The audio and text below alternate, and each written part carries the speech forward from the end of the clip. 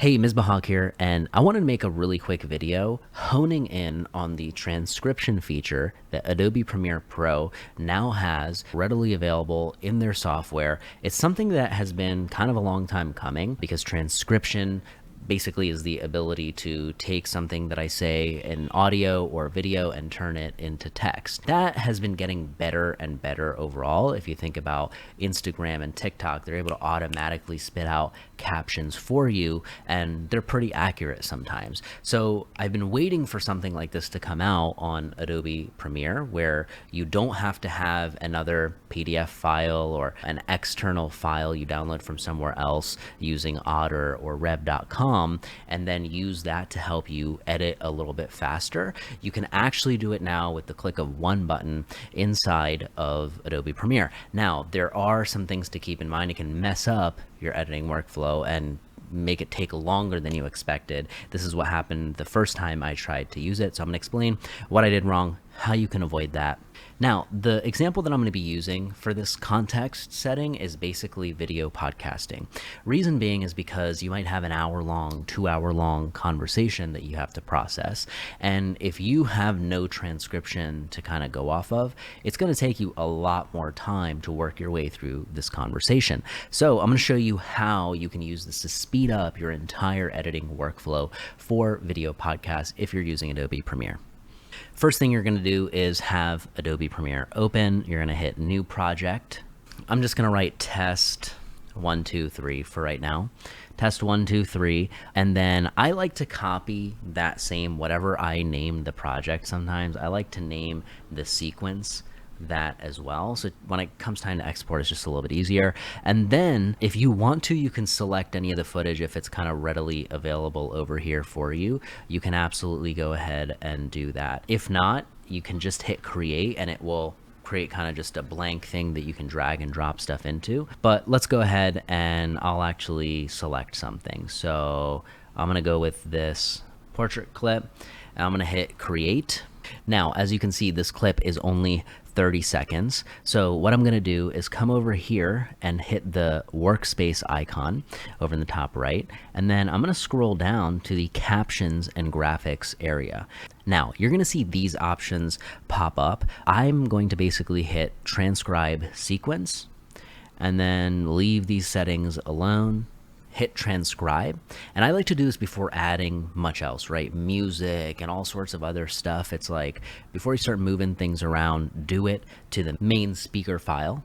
And here we are. So basically you've got a pretty decent transcription with actual timestamps here, right? In 30-second increments or so, it looks like. The clip itself is only 36 seconds long. But just to give you a quick example with a short one like this, if I hit the word you, it's going to jump exactly to the point where Bryce starts saying, or now, if I click over to the word service, it's going to jump exactly to the point where they start saying service. So what this does is it makes your cuts a little bit easier, because what you can do now is you can treat it kind of like you're reviewing a document. So you're going through it line by line, making sure you're not missing something. Then you're like, whoa, hold on, I need to remove this sentence right here. Okay, so if I need to remove this sentence right here, I hit well. You can always double check it with looking at the waveform itself. You can also listen a little bit after if you want to. When I'm ready to make the cut, I'm gonna hit the C button, which is the shortcut,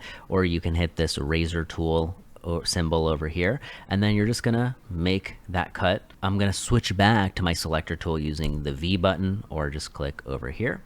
Now what I'm going to do is scroll to wherever I want to extend that cut to. So let's say it was just this sentence.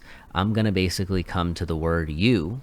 Okay, I'm going to scroll in a little bit here, and as you can see, you know, obviously they may have started that right over here, so I'm going to back it up, okay, because this is where the word anything actually ends. And so now what I can do is hit C to bring that razor tool back, make the cut, hit V to switch back, and now if you hit this clip right here, you're going to notice this is the exact selection that we wanted to delete. So I'm going to go ahead and hit delete. All right, we've taken it out.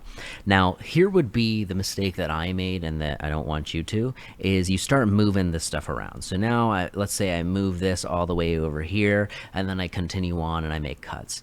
The problem with this is that your transcription doesn't actually update in real time. You'd have to like keep retranscribing it over and over. So if you hit the three dot icon here, you hit retranscribe sequence, and you could do that. But for longer conversations, it's going to take, a lot more time. So what I would do is, here, I'm going to pretend like we didn't do that. You go ahead through the rest of your conversation or clip, you make any other cuts that you need to. Let's say, for example, I want to remove this empty space. You can see this flat line.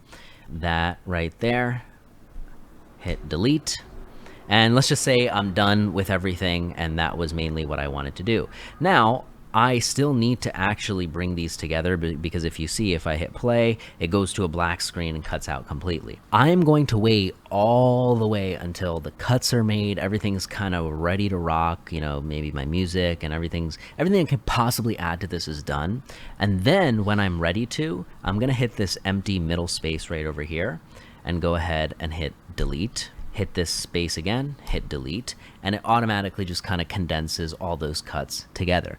Again, you can go ahead and retranscribe it, but for speed's sake, I would highly recommend just leaving those gaps as you make the cuts, and then going ahead and deleting them after you've made all the cuts that you need throughout your conversation. Now, just to prove my point, I'm gonna delete this completely, and what I'm gonna do is drag and drop the full conversation over into the editor here, and I'm going to select change sequence settings because this is a different orientation. It's landscape. Okay, as you can see now, this is a hour and 50-minute conversation, and it's still showing the 30-second transcription that we had before. So what I'm going to do is go ahead and hit retranscribe sequence. As you can see, it matches up. Okay, this is the longer one now. I'm going to go ahead and hit transcribe. It's going to kind of do its thing. Now, this is a perfect example of what I was talking about. It's saying it's going to take 7 minutes to render the audio and get me the transcription basically for an hour and 50-minute long conversation. Now, that's understandable. It's going to take a little bit of time. It might happen a little bit faster, hopefully, but you just need to plan for that. And if you need to retranscribe the sequence after every cut you are making in an hour-long episode, it's going to take you forever, and it's not really going to help you work faster like it's intended to. The other thing that's really important is accuracy. So this does help you, even though it's not fully accurate. Like there's going to be some words it misspells and whatnot. An editor goes through things once, twice, 3, 4, 5 times sometimes, and instead of having to watch it over and over and over, you can take your first glance through in the transcription as you're making any rough cuts. You can also put it through another transcription at the very end just to inspect, hey, did I make all the cuts that I need to? Is there anything I said in here that I want to cut out still that I forgot to? Let's say your guest talked about something and they want it cut out. It's in the middle of an hour and 50-minute conversation. You can very, very easily search in here as well. So once this fully populates, if I was to say something like important, the word important, if I type that in here, what it would do is populate all the times that you actually see important, just like it does in a Google Doc or Microsoft Word document. So as you can see, this is still loading, which is why I recommend transcribing it as few times as you need to. And do it in the beginning and then do it all the way kind of at the end to check your work. If it's a shorter clip, like the 30-second one we were messing around with before, obviously that works a little bit quicker. You could do it multiple times, but it's just a good habit to maintain, to do those cuts like we talked about, which is, okay, let's cut here, here, here, here. And then once we've made all of those cuts, let's actually, not bring these together. Let's wait until everything else is kind of done. And then at the very end, I'll bring it together once I'm done with that initial transcription. So I really hope that this saves you a bunch of headaches in the future and now. If you have any comments at all, make sure you drop them below. I would love to hear from you. If you enjoyed this video, make sure to subscribe to the channel because I'll be doing more stuff like this, breaking down simple editing tips and tricks and reducing the complexity from them. So a younger version of myself or somebody who's starting fully from scratch can actually follow along with. Thank you again again for taking the time to hang out. I really appreciate it. Stay well, and I'll see you next time.